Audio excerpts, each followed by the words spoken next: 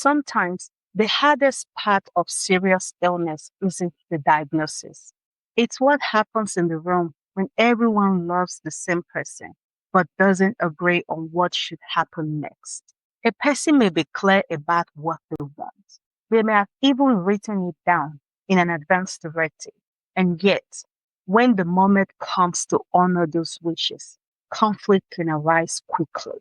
Not because the family doesn't care, but because grief and love don't always move at the same speed. I work with families navigating serious illness every day. And one pattern I see often is this. A patient values comfort, a family member values fighting, and both believe they are protecting the same person. That tension is real.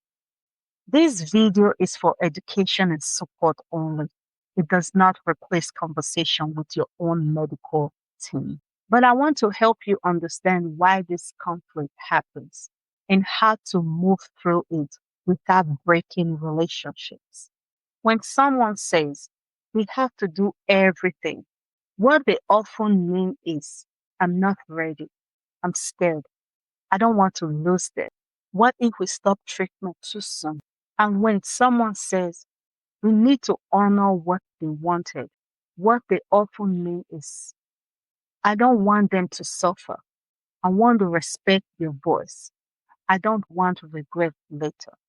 Both positions are rooted in love, but love under pressure can sound like opposition. Here's the important distinction. Honoring patients' autonomy is not the same as dismissing family emotion.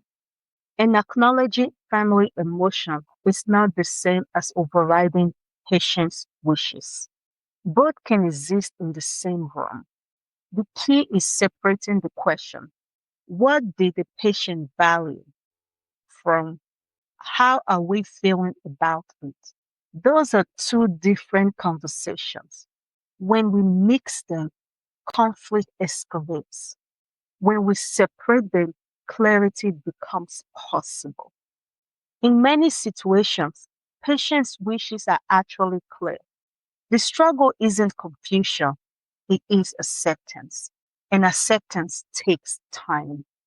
One of the most helpful things you can say in this moment is, I hear that this is really hard. And we also need to stay anchored in what they wanted.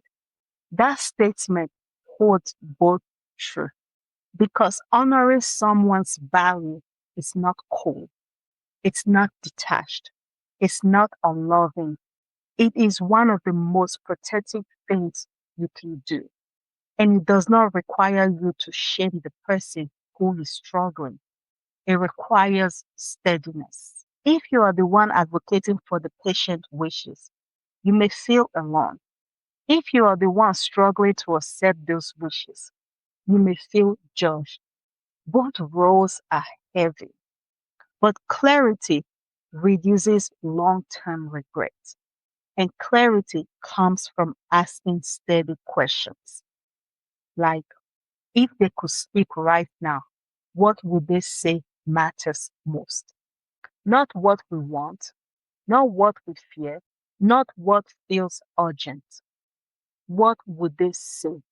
When that question leads the conversation, conflict softens. Not immediately, but gradually. If you are navigating tensions like this, I created a free caregiver decision guide to help you organize your thoughts before conversations escalate. You can find it in the description below. Honoring patient wishes does not mean silencing family emotions.